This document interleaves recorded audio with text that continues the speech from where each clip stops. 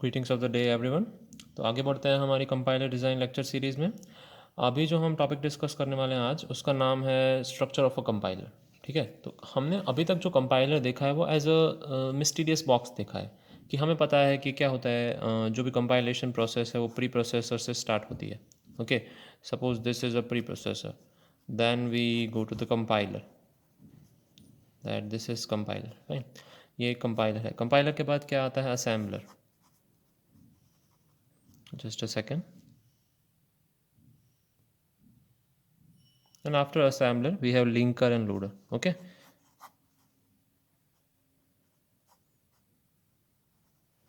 Fine. तो अब तक हम कंपाइलर को कैसे देख रहे थे? एक मिस्टीरियस बॉक्स की तरह, कि जो एक ट्रांसलेटर है, पार्ट ऑफ ट्रांसलेटर है। ये सारे ट्रांसलेटर ही हैं। तो एक वन टाइप ऑफ ट्रांसलेटर है कंपाइलर, कि जो एक मिस्टीरियस बॉक्स की तरह, हमें पता नहीं कि उसके अंदर कौन से कंपोनेंट्स हो सकते हैं। फाइन। तो ये जो स्ट्रक्चर ऑफ कंपाइलर है, उसमें बेसिकली कौन से स्टेप्स होते हैं, उसमें कौन से कंपोनेंट्स होते हैं, वो हम देखने वाले हैं। फाइन। तो सबसे पहले उसके अंदर होता है lexical analyser. Fine. Then we have syntax analyzer. First, I'll just narrate the names, okay, and then we will see how they work. Then we have semantic analyzer. फिर होता है intermediate code generator. Okay. Intermediate code generator मैंने यहाँ पे repeat किया हुआ है। सो intermediate code generator के बाद machine independent intermediate code generator होता है। Fine. And then we have code generator, कि जो कोड को ऑप्टिमाइज करता है।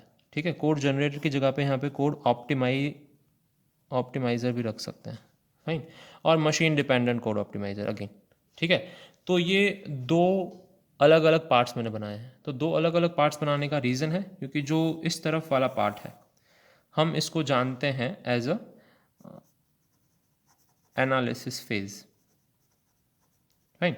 जो ये चार कंपोनेंट हैं, ठीक है, ये भी एक पाइपलाइन है। जैसे कि हमने पाइपलाइन पढ़ी थी, कैसे हम कोड को कंपाइल कर सकते हैं, कि सबसे पहले प्री प्रोसेसर होता है, देन कंपाइलर होता है, देन असेंबलर होता है, लास्ट लेक्चर में जो बात की थी, देन लिंकर एंड लोडर। तो यहाँ पे जो हमारा कंपाइलेशन है वो कैरेक्टर स्ट्रीम से स्टार्ट होता है। लेक्सिकल एनालाइजर को देते हैं, वो टोकन स्ट्रीम जनरेट करता है। टोकन स्ट्रीम क्या होता है, सिंटैक्स ट्री क्या होता है, हम एक एक कंपोनेंट को देखने वाले हैं। ठीक है, ध्यान से देखने वाले हैं। तो ज़रूरी नहीं है कि हर एक जो कंपाइलर है उसके अंदर इस तरीके से उनके स्टेप्स का सेग्रीगेशन किया गया हो या उसके कंपोनेंट्स का सेग्रीगेशन किया गया हो। इसमें से कुछ चीज़ें मिक्स भी की जा सकती हैं, जैसे कि इंटरमीडिएट कोड जनरेटर और मशीन डिपेंडेंट कोड ऑप्टिमाइज़र। ठीक है, तो मशीन डिपेंडेंट और मशीन इंडिपेंडेंट कोड ऑप्टिमाइज़र को आप साथ में लिख सकते हैं। इन तीनों फेज को आप सिर्फ ऑप्टिमाइज़र कह सकते हैं। ठीक है,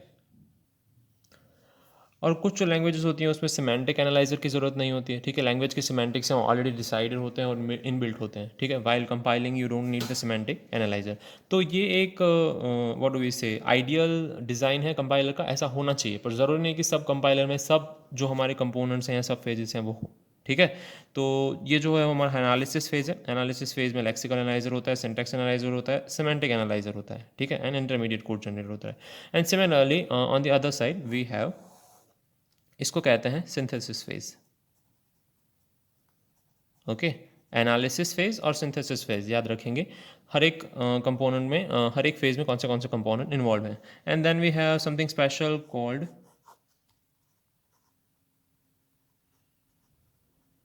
symbol table.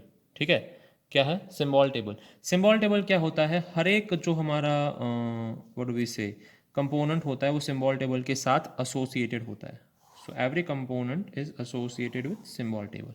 Okay, I am not joining the components of the right hand side, but they are also associated with a symbol table. Symbol table क्या है? एक रिप्रेजेंटेशन है। रिप्रेजेंटेशन यानी कि यहाँ पे जो भी चीज़ें हो रही हैं, हर एक कंपोनेंट में जो भी एनालिसिस हो रहा है, उसका एक एक जो एलिमेंट है वो यहाँ पे स्टोर हो रहा है। जैसे कि लेक्सिकल एनालाइजर है, वो क्या बनाता है? टोकन्स बनाता है।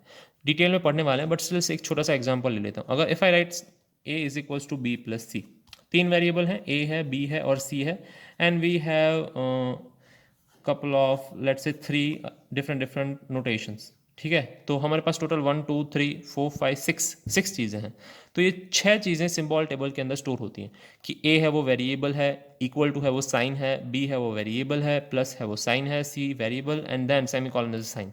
ठीक है, इस तरीके से हम एक एक वेरिएबल को या एक एक एलिमेंट को स्पेस से सेग्रीगेट करते हैं। स्पेस से सेग्रीगेट करके उसको हम सिंबल टेबल में स्टोर करते हैं, जो हम आगे यूज़ करते हैं। कि जब हम उसको सिंटैक्स पता करते हैं कि सिंटैक्स सही है कि नहीं, सिमेंटिक्स यानी कि हमने जो लिखा है उसका एडिशन सब्ट्रैक्शन वगैरह पॉसिबल है कि नहीं, वो चीज़ें सारी चेक करते हैं। ठीक है, सो बेसिकली होता क्या है, एक एक कंपोनेंट हम देखेंगे, पर हमने यहाँ पे क्या देखा कि एक एनालिसिस फेज होता है, एक सिंथेसिस फेज होता है। एनालिसिस फेज को और क्या कहते हैं, फ्रंट एंड कहते हैं।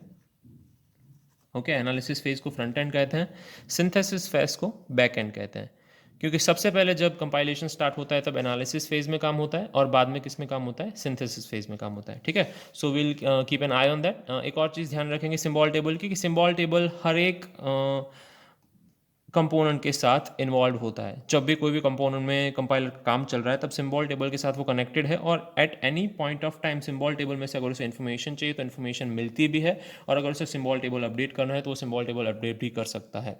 ठीक है, this is like a common table, कि वो सबके साथ कॉमनली शेयर्ड है, एक कॉमनली शेयर्ड मेमोरी एरिया आप समझ सकते हैं। ठीक है, सो मूविंग फॉरवर्ड देखते हैं कि आगे एक एक फेज में कौन सी एक्टिविटीज़ या कौन सी चीज़ें परफॉर्म होती हैं। Okay, so let's see lexical analysis phase में क्या होता है। ठीक है, लेक्सिकल एनालिसिस क्या है, सबसे पहला फेज है, it is a first phase of a compiler. जो हम कंपाइलर का स्ट्रक्चर देख रहे हैं सबसे पहला फेज है, और उसे स्कैनिंग भी कहते हैं। ठीक है, यानी हम चीज़ें सिर्फ स्कैन कर रहे हैं। आपको अगर लेट्स से एक इवेल्यूएशन दिया गया एक्सप्रेशन का, ये एक एक्सप्रेशन है जो हम एज एन एग्जांपल के तौर पे ले रहे हैं, और उसका फुल इवेल्यूएशन हम देखेंगे कि कंपाइलर जब भी कोई एक्सप्रेशन डिनोट करता है, जब भी कोई एक एक्सप्रेशन के पास आता है तो उसका बिहेवियर कैसा होता है या उसको कैसे प्रोसेस करता है। ओके, तो वो क्या करता है, basically stream of characters read करता है। Fine, stream of characters read करता है। तो इससे पहले जो हमने देखा था, इसके पहले वाले एग्जाम्पल में जैसे कि हमने देखा था कि अगर स्ट्रक्चर ऑफ कंपाइलर है तो लेक्सिकल एनालाइजर क्या करेगा, कैरेक्टर स्ट्रीम लेगा और टोकन स्ट्रीम उसमें से जनरेट करेगा। ठीक है, तो कैरेक्टर स्ट्रीम लेके टोकन स्ट्रीम जनरेट करता है। देखते हैं टोकन स्ट्रीम होता क्या है। Fine, I will just put it out. या सो कैरेक्टर स्ट्रीम लेता है और सोर्स प्रोग्राम में से कैरेक्टर को ग्रुप करके मीनिंगफुल सीक्वेंसेस करता है लेक्सेम। ओके, इसको लेक्सिकल एनालिसिस क्यों कहते हैं, क्योंकि उसमें से लेक्सेमी या फिर टोकन्स जनरेट करता है। फाइन, मीनिंगफुल ग्रुप्स यानी अगर आपने ये एक्सप्रेशन लिखा हुआ है तो इसमें से मीनिंगफुल चीज़ क्या निकलती है कि पोजीशन के बाद स्पेस है, या फिर let's say is equals to sign है, अगर आपने स्पेस नहीं भी रखी है तो। ओके, तो पोजीशन है वो एक लेक्सेमी है, यानी कि एक टोकन है। इज इक्वल्स टू है वो दूसरा टोकन है, इनिशियल है वो थर्ड टोकन है, plus sign fourth one, rate है वो fifth one, multiplication is sixth one, and 60 is seventh one. Total 7 tokens हैं यहाँ पे। ठीक है, तो उसको डिफ्रेंशिएट करना, अच्छे से डिफ्रेंशिएट करना, यानी कि मीनिंगफुल सीक्वेंसेस अच्छे से डिफ्रेंशिएट करना यानी मीनिंगफुल सीक्वेंसेस लेना, उसको लेक्सिकल एनालिसिस कहते हैं। ठीक है, यानी लेक्सेमे का मतलब होता है टोकन। फॉर ईच लेक्सेमे यानी फॉर ईच टोकन, हर एक टोकन के लिए lexical analyser produces as output a token of the form this thing. वो हर एक टोकन के लिए किस टाइप का टोकन जनरेट करता है, उसका सिंटैक्स क्या है, टोकन का नेम देंगे हम और उसके एट्रीब्यूट वैल्यू देंगे। ठीक है, टोकन का नेम एंड एट्रीब्यूट वैल्यू तो कैसे देंगे, जैसे कि पोजीशन है तो पोजीशन एक वेरिएबल है, तो उस टोकन का नेम होगा आईडी। आईडी का मतलब है वो एक वेरिएबल है और उसका फर्स्ट नंबर, यानी वो फर्स्ट वेरिएबल है, सेकंड है, थर्ड है, उसका एक्चुअल हायरार्की क्या है। Fine, similarly equal to sign है, इक्वल टू साइन कोई वेरिएबल का नाम है नहीं, तो हम सिर्फ उसको एज अ आर्ग्यूमेंट रखेंगे या फिर एज अ ऑपरेटर रखेंगे। Equal two is an operator. ठीक है, असाइनमेंट ऑपरेटर। इनिशियल है, इनिशियल अगेन वेरिएबल है, तो वेरिएबल है तो उसको आईडी देके 2 नाम दे देंगे। फिर वेरिएबल जो है वो रेट है, ID is 3। Fine, similarly plus is a sign. Fine, तो ऑपरेटर की तरह काम करेगा। Multiplication is an operator, and then we have constant, तो कांस्टेंट भी एक ऑपरेंड है या ऑपरेटर है। तो ऑपरेंड या ऑपरेटर होगा तो वेरिएबल के अलावा के ऑपरेंड या ऑपरेटर को हम इस तरीके से स्टोर करेंगे। This is also known as, इस तरीके से आप लिख सकते हैं, डिजिट। फाइन, इस टोकन को आप इस तरीके से भी लिख सकते हैं। सो इस टोकन को जब हम लेक्सिकल एनालिसिस से पास करेंगे, लेक्सिकल एनालिसिस होता क्या है, हमने लिखा था लेक्सिकल एनालिसिस। फाइन, तो यहाँ पे कैरेक्टर स्ट्रीम है, यानी बंच ऑफ कैरेक्टर्स हमने इसको दिए और इसने हमें प्रोसेस करके ये चीज़ दे दी। ठीक है, टोकन्स दे दिए। टोकन्स कैसे दे दिए कि यहाँ पे पहले पोजीशन लिखा हुआ था, उसकी जगह पे आईडी कॉमा 1 आ गया, equal to ID comma 2 plus ID comma 3 multiplied by 60। ठीक है, इस तरीके से उसने उसको रिप्रेजेंट कर लिया after passing through the phase of lexical analysis. तो लेक्सिकल एनालिसिस का बेसिक काम क्या है पता होना चाहिए। उसका काम है स्कैनिंग। वो स्कैन करके मीनिंगफुल टोकन्स जनरेट करता है। मीनिंगफुल टोकन्स को रिप्रेजेंट कैसे करते हैं? टोकन नेम और एट्रीब्यूट वैल्यू। यहाँ पे जैसे पोजीशन है तो टोकन नेम आईडी है, एट्रीब्यूट वैल्यू 1 है। इनिशियल है तो टोकन नेम 2 है, attribute value token name ID है, एट्रीब्यूट वैल्यू 2 है। रेट है, टोकन नेम आईडी है, एट्रीब्यूट वैल्यू 3 है। ठीक है, इस तरीके से हमने उसको रिप्रेजेंट किया हुआ है।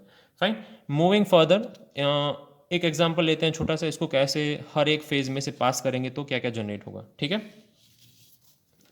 सो असाइनमेंट स्टेटमेंट है, उसका ट्रांसलेशन करते हैं। हमारे लिए स्टेटमेंट क्या था? Position is equal to initial plus rate into 60, ये हमारे लिए स्टेटमेंट था। तो जैसे हमने देखा लेक्सिकल एनालाइजर ने इसको टोकन्स में डिवाइड कर दिया कि ये टोकन 1 है, ये टोकन 2 है, ये टोकन 3 है। अगेन ये ऑपरेटर 1 है, ये ऑपरेटर 2 है, ये ऑपरेटर 3 है, एंड दिस इज ऑपरेंड, ये डिजिट है और ऑपरेंड 1 है।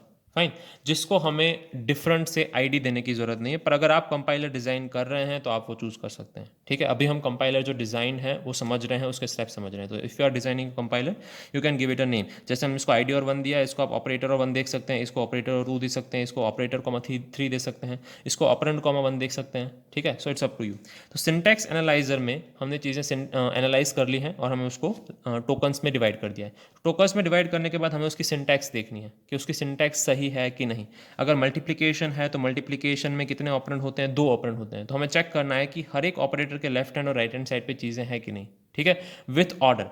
तो ऑर्डर क्या होता है? सबसे पहले मल्टीप्लिकेशन परफॉर्म होता है, तो मल्टीप्लिकेशन में मैं सबसे पहले साइन रख दूंगा। This is called syntax tree. तो हमने बेसिकली सिंटैक्स ट्री जनरेट किया है। सबसे पहले मल्टीप्लिकेशन का ऑपरेटर रखा, उसके लेफ्ट हैंड साइड पे का ऑपरेंड रखा, राइट हैंड साइड का ऑपरेंड रखा। फाइन, ये ऑपरेशन खत्म किया। इसका जो आंसर आएगा वो यहाँ पे एज एन ऑपरेंड 2 काम करेगा। ठीक है, again this is operator, sorry operand, this is also operand and this is operator. Fine, इन दोनों का जो आंसर आएगा वो यहाँ पे स्टोर होगा। ठीक है, और ये आंसर ये दोनों ऑपरेंड्स रहेंगे और ये ऑपरेटर रहेगा। फाइन, जैसे कि अज्यूम करते हैं this one is 1, this one is 2 and we need to find this one's value is not defined. तो 60 इंटू 1, यहाँ पे आंसर क्या आएगा? 60 आएगा आंसर। एंड ये आंसर और ये आंसर दोनों का एडिशन होगा। ये 2 है, ये 60 है, 60 प्लस 2 62। तो ID 1 की वैल्यू क्या हो जाएगी? 62। 62 इज इक्वल टू 62, इस तरीके से। ये असाइनमेंट ऑपरेटर है तो ये वैल्यू है वो इस तरफ पास करेगा। ठीक है, असाइनमेंट ऑपरेटर क्या करता है बेसिकली, जैसे कि हमारा पोजीशन है उसको वैल्यू असाइन करेगा, क्या? 62 वैल्यू असाइन करेगा। तो अब से ID 1 की वैल्यू भी 62 हो गई। फाइन, और यहाँ से एडिशन के लिए हमारा टेम्प्रेरी ID क्रिएट हुआ था, उसकी वैल्यू भी 62 हो गई। अब इसका आगे जाके सिमेंटिक एनालिसिस होगा। Fine, directly value assign syntax analyser में नहीं होती है, ये मैंने आपके समझने के लिए यहाँ पे दिखाया हुआ है। उसका एनालाइज खत्म हो गया, लास्ट में जो कोड जनरेट होता है तब वो कोड एग्जीक्यूट होता है। ठीक है, तो सिमेंटिक एनालाइजर क्या करता है? सिमेंटिकली एनालाइज करता है। लेट्स से मैंने ID 1 और ID 2 को क्या रखा हुआ है? फ्लोट। मेरे लिए सारी चीज़ें फ्लोट है, अज्यूम करते हैं मेरे लिए तीनों ID फ्लोट है। ठीक है, तो सिमेंटिक एनालाइजर का काम क्या है कि हम मल्टीप्लिकेशन तो कर रहे हैं, चलो सिंटैक्स भी सही है। सिंटैक्स एनालाइजर ने सिंटैक्स देख ली कि भाई मल्टीप्लिकेशन में 2 ऑपरेंड चाहिए, 2 ऑपरेंड हैं हमारे पास, बट प्रॉब्लम इज ये फ्लोट है और 60 क्या है? इंटीजर है। फाइन, तो फ्लोट और इंटीजर के बीच में मल्टीप्लिकेशन पॉसिबल नहीं है। तो सिमेंटिक एनालाइजर का काम है कि आप इंटीजर को फ्लोट में कन्वर्ट करिए, दोनों ऑपरेंड को सेम स्टेज में लाइए। जनरली फ्लोट है वो 4 बाइट्स की स्पेस रोकता है और इंटीजर है वो 2 बाइट्स की स्पेस रोकता है। फाइन, तो आप दोनों सेम स्टेज पे नहीं है, 4 एंड 2 दोनों को सेम स्टेज पे लाने का काम कौन करेगा? Semantic analyser. कि जो चीज़ें परफॉर्म हो रही है वो सिमेंटिकली पॉसिबल हैं। फाइन, अनदर सिंपल एग्जांपल अगर आपको दे रहा हूँ मैं, 2 डिजिट है प्लस हाई है वो स्ट्रिंग है। फाइन, तो अगर आप सी प्रोग्रामिंग कर रहे हैं, आप सी प्रोग्रामिंग जानते हैं, तो you can not write something like this कि कैरेक्टर आंसर एक वेरिएबल में क्रिएट कर रहा हूँ 2 plus hi. You can not write this. Why? Because addition operation है वो डिजिट और डिजिट के बीच में होता है, फ्लोट और फ्लोट के बीच में होता है, फ्लोट और डिजिट के बीच में होता है, पर वो कैरेक्टर स्ट्रीम यानी कैरेक्टर एरे और इंटीजर के बीच में नहीं होता। ठीक है, आप कैरेक्टर एरे और इंटीजर के बीच में क्या नहीं कर सकते? एडिशन ऑपरेशन नहीं कर सकते, तो वो सिमेंटिकली गलत है। फाइन, सिंटैक्स सही है, 2 प्लस हाई सिंटैक्स सही है कि आप प्लस ऑपरेटर यूज कर सकते हैं with this thing and with this thing also, but you can not add these 2 things. Integer और कैरेक्टर एरे आप ऐड नहीं कर सकते, that is why it is known as semantic analysis. वो semantically check करता है। फाइन, तो अब क्या होगा? इंटरमीडिएट कोड जनरेट हो जाएगा। सिमेंटिकली सही है, इंटीजर टू फ्लोट में कन्वर्ट हो गया है, तो हम क्या करेंगे? एक एक चीज़ को टेम्पररी वेरिएबल असाइन कर देंगे कि इंटीजर को फ्लोट में कन्वर्ट करके 60 को ठीक है, आप उसको T1 दे दीजिए कि वो टेम्पररी 1 वेरिएबल है। टेम्पररी वन वेरिएबल को हमें क्या करना है, ID3 के साथ मल्टीप्लाई करना है। तो टेम्पररी वेरिएबल 1 को ID3 के साथ मल्टीप्लाई कीजिए, जो भी आता है उसको टेम्पररी 2 वेरिएबल दे दीजिए। फाइन, यहाँ तक पहुँच गए हैं। अब टेम्पररी 2 वेरिएबल, इन दोनों का मल्टीप्लिकेशन स्टोर होगा टेम्पररी 2 वेरिएबल में, इसका कन्वर्जन स्टोर होगा टेम्पररी 1 वेरिएबल में। Temporary 2 and this will be known as temporary 3 variable. तो ID2 plus temporary 2 will be temporary 3, okay. और ID1 को वैल्यू कौन सी असाइन हो जाएगी, टेम्पररी 3, जैसे कि हम यहाँ पे देख सकते हैं। ये इंटरमीडिएट कोड जनरेटर है। फाइन, जैसे कि हम बता रहे थे, ये लैंग्वेज है वो कम अंडरस्टैंडेबल होती है किससे, जो हमारी नेचुरल कोडिंग लैंग्वेज होती है उससे, ठीक है, क्योंकि इंटरमीडिएट कोई कोड जनरेट हुआ है जो कंपाइलर को अभी फर्दर प्रोसेस करना बाकी है। ये कोड है वो ऑप्टिमाइज नहीं है। क्यों ऑप्टिमाइज नहीं है, इसमें कितने वेरिएबल हैं, 1 2 3 4 5, sorry 1 2 3 4 5, ID2 and then yeah done, okay, and ID1, 6, total 6 variables हैं। तो ये 6 वेरिएबल्स हैं वो स्पेस रोकेंगे रजिस्टर्स में। If you have studied the micro processor subject, जहाँ पे इंटरमीडिएट कोड जनरेट होता है वो माइक्रो प्रोसेसर है, वो प्रोसेस करता है। तो आपके कंप्यूटर का जो माइक्रो प्रोसेसर होगा वो रजिस्टर्स में ये वैल्यू स्टोर करेगा। फाइन, तो काफ़ी सारे रजिस्टर्स हमारे यूज़ हो सकते हैं। एक सिंपल से अगर हमारे असाइनमेंट स्टेटमेंट के लिए हम 6 रजिस्टर्स यूज़ कर रहे हैं, ठीक है, तो that is not very valid और that is not very good thing. Fine, तो हम ध्यान रखेंगे कि कम रजिस्टर यूज़ और कोड ऑप्टिमाइज्ड हो। तो उसके लिए मैं क्या करूँगा, सिंपली एक ही चीज़ करूँगा कि एक टेम्पररी 1 वेरिएबल जनरेट करूँगा, उसको ID3 के साथ मल्टीप्लाई कर दूंगा। Fine, after multiplying it ID3, मैं ID2 और टेम्पररी 1 को ऐड करके ID1 को असाइन कर दूंगा। उसके लिए मैं डिफरेंट टेम्पररी वेरिएबल्स जनरेट नहीं करूँगा। इसमें कितने वेरिएबल्स जनरेट हुए, एक तो मेरा टेम्पररी 1 वेरिएबल का रजिस्टर हो गया, यूज़ हो गया, ID2 यूज़ हो गया, okay, and ID1 and ID3। So registers use here are 4, 2 register कम हो गए, ठीक है। अगर आपके पास ऑलरेडी कहीं मेमोरी में चीज़ें स्टोर्ड हैं जैसे कि ID3 और ID2 की, तो आप इससे भी कम रजिस्टर्स यूज़ कर सकते हैं। That is up to you how you want to code it, okay.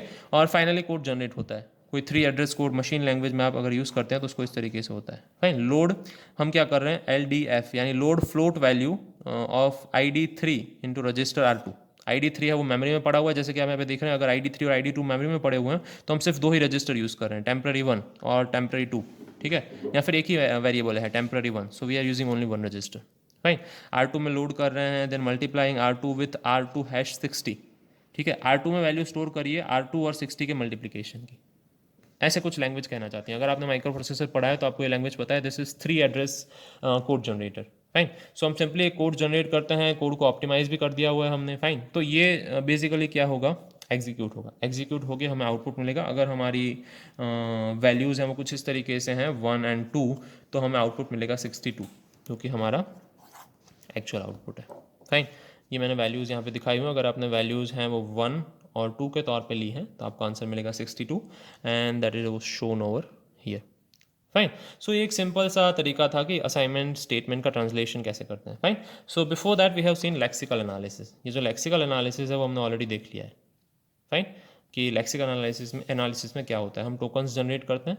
आगे फर्दर देखते हैं कि हम चीज़ें कैसे करेंगे। फाइन, उससे पहले कंपेयर कर लेते हैं एक बार जो हमने स्ट्रक्चर ऑफ कंपाइलर देखा था पहले, कि lexical analysis token stream generate करता है, सिंटैक्स एनालिसिस टोकन स्ट्रीम को लेता है और सिंटैक्स ट्री जनरेट करता है। तो जैसे कि आप देखेंगे सिंटैक्स एनालाइजर होता है, वो इन टोकन्स को लेगा और उसमें से ट्री जनरेट करेगा, ठीक है। ये ट्री है जैसे कि आप देख रहे हैं, ये रूट नोड है, ये लेफ्ट चाइल्ड है, ये राइट चाइल्ड है, again left child, right child, left child and right child, ये सारे जो चाइल्ड्स हैं वो लीफ नोड्स हैं। फाइन, तो इस तरीके से हम ट्री जनरेट कर सकते हैं। And then we have let's say semantic analyser. Semantic analyser भी सिंटैक्स ट्री ही जनरेट करता है पर उसमें कुछ मॉडिफिकेशंस करता है। अगेन सिंटैक्स ट्री में से syntax tree and some modification. Let us move further. Intermediate code generator, तो हमारा इंटरमीडिएट कोड यहाँ पे ऑलरेडी जनरेट हो चुका है। उसमें से हम कुछ इंटरमीडिएट रिप्रेजेंटेशन में जाना चाहते हैं तो जा सकते हैं, अदरवाइज नहीं जा सकते। तो हमने ये फेज़ है वो स्किप किया हुआ है, इंटरमीडिएट रिप्रेजेंटेशन फेज़ हम नहीं देख रहे हैं। इंटरमीडिएट कोड हमें डायरेक्टली इंटरमीडिएट कोड जनरेट करके दे रहा है और हम उसको ऑप्टिमाइज़ कर रहे हैं, ठीक है। ये मशीन डिपेंडेंट ऑप्टिमाइज़र है या machine independent optimiser, that depends कि अगर आपको कंपाइलर है या आपके लिए ऑप्टिमाइज चीज़ें कर दे रहा है तो मशीन इंडिपेंडेंट ऑप्टिमाइज़र हुआ, अगर आपके लिए वो कंपाइलर कर रहा है तो। पर अगर वो ऑप्टिमाइजेशन है वो मशीन जब प्रोग्राम रन कर रहे हैं तब हो रहा है तो उसको मशीन डिपेंडेंट कर रहे हैं। रन टाइम पे जो ऑप्टिमाइजेशन होता है वो मशीन डिपेंडेंट होता है और कंपाइल टाइम पे होता है जो कोड ऑप्टिमाइजेशन वो मशीन इंडिपेंडेंट होता है। ठीक है। सो हमने कोड ऑप्टिमाइजेशन भी कर लिया है। हमने यहाँ पे स्पेसिफाई नहीं किया ये कौन सा कोड ऑप्टिमाइजेशन है, फाइन, पर ये रजिस्टर लेवल कोड ऑप्टिमाइजेशन है, इसीलिए वो ऑब्वियसली कंपाइल टाइम पे ही होगा। तो आपका कोड है वो कंपाइल टाइम पे ऑप्टिमाइजेशन हो रहा है, जो मशीन इंडिपेंडेंट ऑप्टिमाइजेशन है, मशीन इंडिपेंडेंट कोड ऑप्टिमाइजर। तो हमने ये चीज़ यूज़ की हुई है, ये वाला पार्ट जो है वो हमने यूज़ नहीं भी किया हुआ है, ठीक है। So it is relative to compiler, जैसे हमारी बात हुई थी। कंपाइलर में कौन से फेजेस आपको यूज़ करने हैं वो आप डिसाइड करेंगे। This is front end, this is back and, right. Similarly हमने उसका एक एक एग्जाम्पल लिया यहाँ पे किस तरीके से चीज़ें होती है। Okay, so will just quickly go through it. बार बार ये एग्जाम्पल के पास हम वापस आते रहेंगे देखने के लिए कि वो कैसे काम करते हैं, fine. Okay, so we have syntax analysis, fine. जैसे कि हमने बात की थी, लेक्सिकल एनालिसिस है वो क्या जनरेट करता है, टोकन, लेक्सेमीज और टोकन्स। लेक्सिकल एनालिसिस है वो लेक्सेमीज जनरेट करता है या टोकन जनरेट करता है। उसके बाद आता है syntax analysis.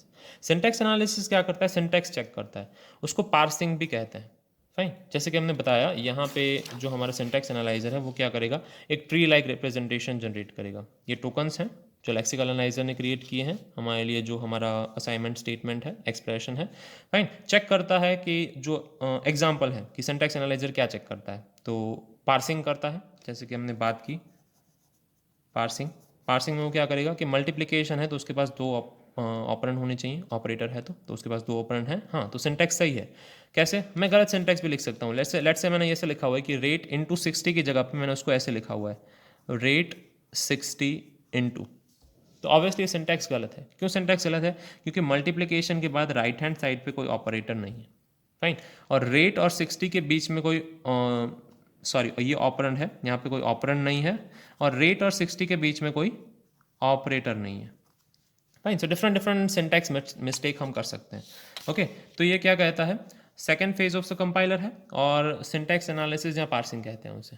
Okay, so parser uses the first component of tokens, जो हमने टोकन्स प्रोड्यूस किए हैं वो लेता है और create a tree like intermediate representation, tokens को लेके उसमें से ट्री लाइक इंटरमीडिएट रिप्रेजेंटेशन बनाता है। ओके, दैट चेक करता है कि ग्रामेटिकल स्ट्रक्चर है वो टोकन स्ट्रीम का सही है कि नहीं, राइट। अगर ग्रामेटिकल स्ट्रक्चर सही नहीं है तो ट्री नहीं बनेगा। If you just write it like an example, कि मैंने ऐसे लिखा हुआ है a is equals to B plus semicolon, fine, तो यहाँ पे ट्री लाइक रिप्रेजेंटेशन नहीं बनेगा, इक्वल टू साइन बनेगा, उसके लेफ्ट हैंड साइड पे आएगा, let's say this is a thing, fine. इसके लेफ्ट हैंड साइड पे आएगा ID,1। ID,1 किसको रिप्रेजेंट करता है, ए को रिप्रेजेंट करता है। राइट हैंड साइड पे क्या आएगा, ID,2, फाइन। और बाद में आ जाएगा, let's say we have to just add it, fine, हमें जस्ट इसको ऐड करना है। So rather than writing ID,2 here, I will write plus here, यहाँ पे प्लस आएगा, प्लस की एक तरफ होगा ID,2, फाइन, और एक तरफ कुछ भी नहीं होगा, और लास्ट में क्या आ जाएगा, semicolon, when this sentence ends, कि इसके बाद इक्वल टू के बाद सेंटेंस एंड हो जाएगा, फाइन। तो यहाँ पे ऑपरेंड मिसिंग है, इसीलिए सिंटैक्स एनालिसिस क्या थ्रो करेगा, एरर थ्रो करेगा कि your one of the operator is missing the operand, fine. इस तरीके के आपने एरर्स देखी होंगी।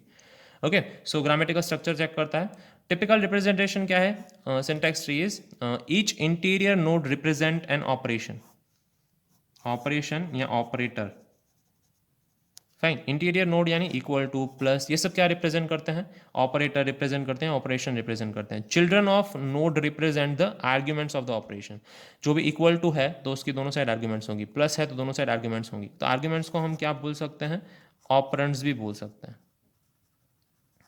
फाइन। तो इस तरीके से वो ट्री लाइक स्ट्रक्चर क्रिएट करता है, कौन करता है, सिंटैक्स एनालिसिस करता है, fine. So after lexical analysis second thing is, या second step is syntax analysis, and third is semantic analysis. Okay, तो सिमेंटिक एनालिसिस बेसिकली करना क्या चाहता है, जैसे कि हमने यहाँ पे देखा, एग्जाम्पल में वापस आते हैं, ठीक है। यहाँ पे देखिए सिमेंटिक एनालिसिस क्या करना चाहता है कि ट्री लाइक स्ट्रक्चर को चेंज नहीं करता है, ट्री लाइक स्ट्रक्चर को ट्री लाइक स्ट्रक्चर ही रहने देता है। चेक करता है कि जो उसके ईच इंडिविजुअल कंपोनेंट हैं वो एक दूसरे के साथ ऑपरेशन करने के लिए कैपेबल है कि नहीं। जैसे कि ये तीनों फ्लोट थे, ये इंटीजर था, तो इसको भी उसके सेम कैटेगरी में डालना पड़ेगा अगर इन दोनों के बीच में कोई ऑपरेशन परफॉर्म करना है तो। It is called semantic analysis, कि सिंटैक्स सही है बट हो सकता है कि ऑपरेंट्स की टाइप डिफरेंट हो। ओके, तो that will not be working in case of compilation. Now let us look at the actual theory कि वो क्या कहना चाहता है। ओके, सिंटैक्स ट्री ही यूज़ करता है, ओके, और सिंबल टेबल में चेक करता है कि सोर्स ऑफ द प्रोग्राम वो सिमेंटिक कंसिस्टेंसी में है कि नहीं। लैंग्वेज डेफिनेशन में जो सिमेंटिक कंसिस्टेंसी है, तो सी लैंग्वेज में सिमेंटिक कंसिस्टेंसी क्या कहती है कि दो फ्लोट हैं तो फ्लोट ही ऐड हो सकते हैं, ठीक है, या फिर फ्लोट या फ्लोट के नीचे वाली चीज़ें ऐड हो सकती हैं, फ्लोट या फ्लोट के ऊपर वाली चीज़ें ऐड नहीं हो सकती हैं, ठीक है। जैसे कि हम बात करें कि कैरेक्टर ए है, कैरेक्टर ए है इज इक्वल्स टू सी, तो ए नाम के वेरिएबल में सी कैरेक्टर स्टोर्ड है। I hope this is visible, fine.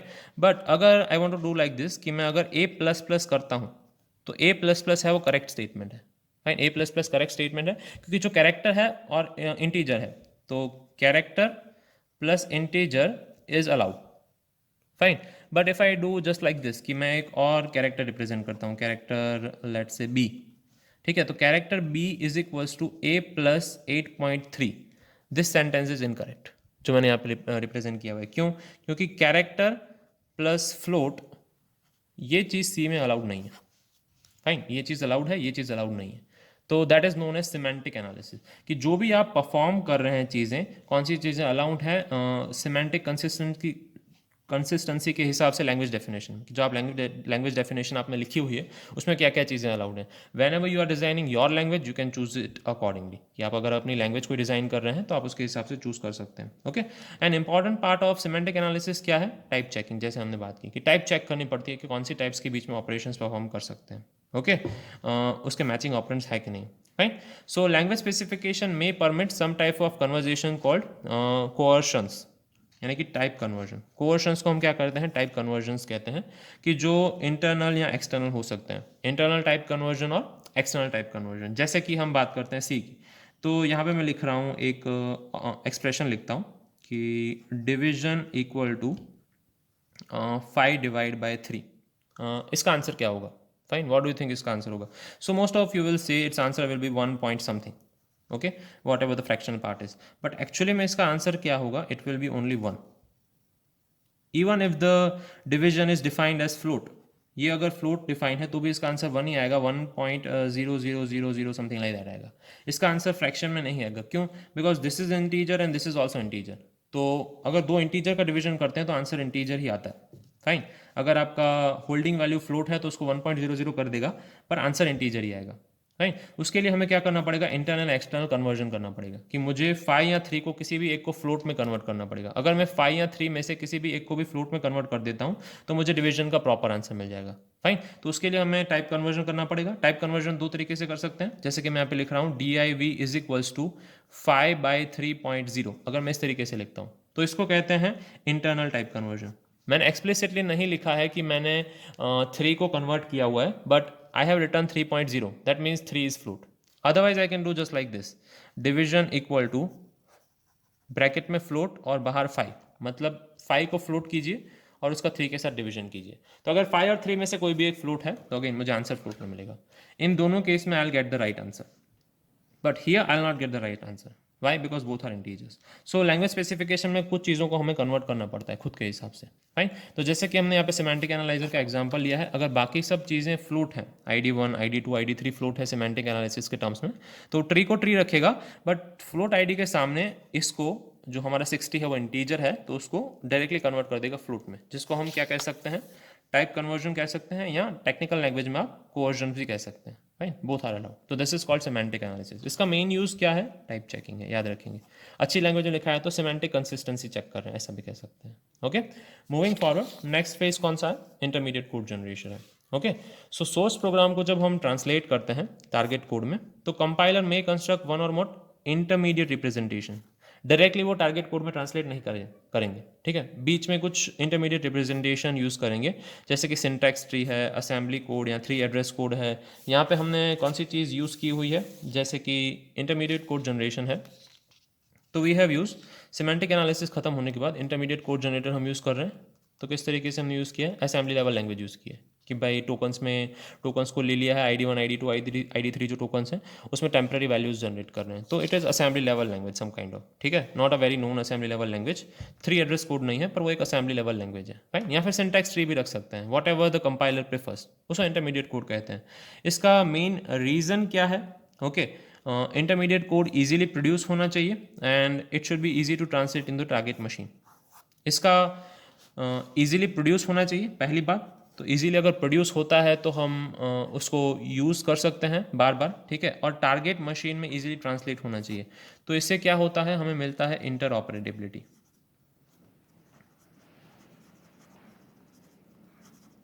इंटरऑपरेटिबिलिटी का मतलब क्या हो कि मैंने इंटरमीडिएट कोड जनरेट कर दिया कंपाइलर ने, फाइन, तो इस इंटरमीडिएट कोड का मैं यूज़ करके कोई दूसरे मशीन में सेम प्रोग्राम रन कर सकता हूँ। जैसे कि ये मशीन 1 है, fine, you are designing compiler, तो मैं यहाँ पे लिखता हूँ कंपाइलर। तो कंपाइलर है वो intermediate code generation, ICG, intermediate code generation. अगर उसने आईसीजी जनरेट किया, इंटरमीडिएट कोड जनरेट हो गया है, तो इंटरमीडिएट कोड के दो यूज़ हो सकते हैं, फाइन। मशीन 1 है वो इन विंडोज़ है। सिमिलरली इंटरमीडिएट जब कोड जनरेट हो गया है तो हम उसके दो तरीके के यूज़ कर सकते हैं। हो सकता है कि वो इंटरमीडिएट कोड को मैं कहाँ रन करूँ, यूजिंग डिफरेंट टेक्निक्स जो बाकी हैं, कोड ऑप्टिमाइजेशन और कोड जनरेशन, उसका यूज़ करके मैं उसको मशीन 2 पे रन कर सकता हूँ, that is let's say Linux, fine. या फिर मशीन 3 पे रन कर सकता हूँ, लेट्स से iOS, फाइन। और I can run it on simply machine 1 which is Windows, fine. तो इंटरमीडिएट कोड जनरेशन का यूज़ होता है इंटरऑपरेबिलिटी। आप अगर इंटरमीडिएट कोड जनरेट कर रहे हैं तो अगेन आपको कोई ट्रांसलेटर डिज़ाइन करना पड़ेगा, ठीक है। इंटरमीडिएट कोड हमने जो जनरेट किया है वो ऑब्वियसली विंडोज़ में है, तो विंडोज़ उसको रन कर ही सकता है। बट अगर आपको और किसी में उसको चलाना है तो यहाँ पे आपको उसके लिए और एक ट्रांसलेटर या व्हाट डू वी से इंटरप्रेटर जनरेट करना पड़ेगा।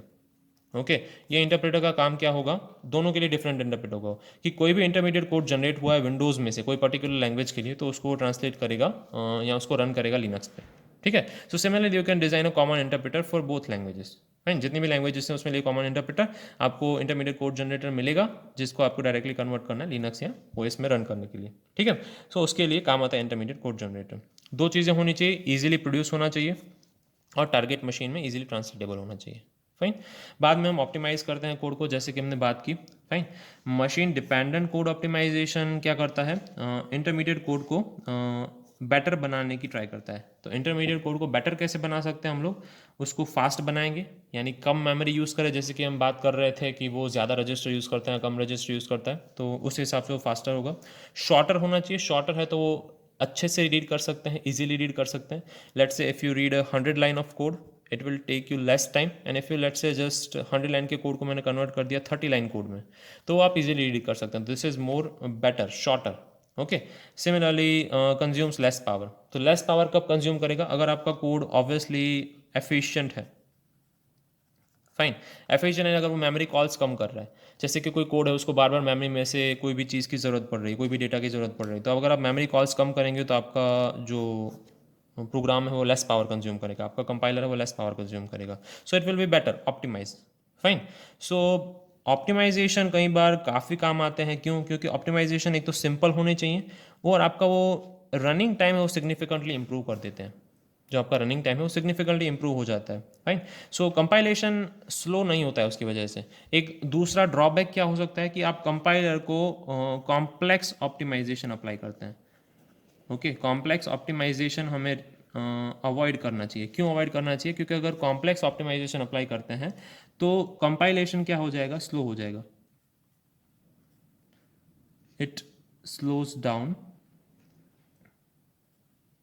कंपाइलर। वो कंपाइलर को क्या कर देता है, स्लो कर देता है, fine. And finally code generation, okay. So code generation करता क्या है, इंटरमीडिएट रिप्रेजेंटेशन को लेता है, फाइन। इंटरमीडिएट रिप्रेजेंटेशन किसको देता है, कोड ऑप्टिमाइजेशन को देता है, और कोड ऑप्टिमाइजेशन क्या करता है, कोड जनरेट करता है। एक बार हमारा एग्जांपल फिर से देख लेते हैं, फाइन। कोड में चेंजेस नहीं कर रहे हैं कोई भी जगह पे, इन सब का मतलब सेम ही है, इन सब का आंसर फाइनली 62 ही आने वाला है, फाइन।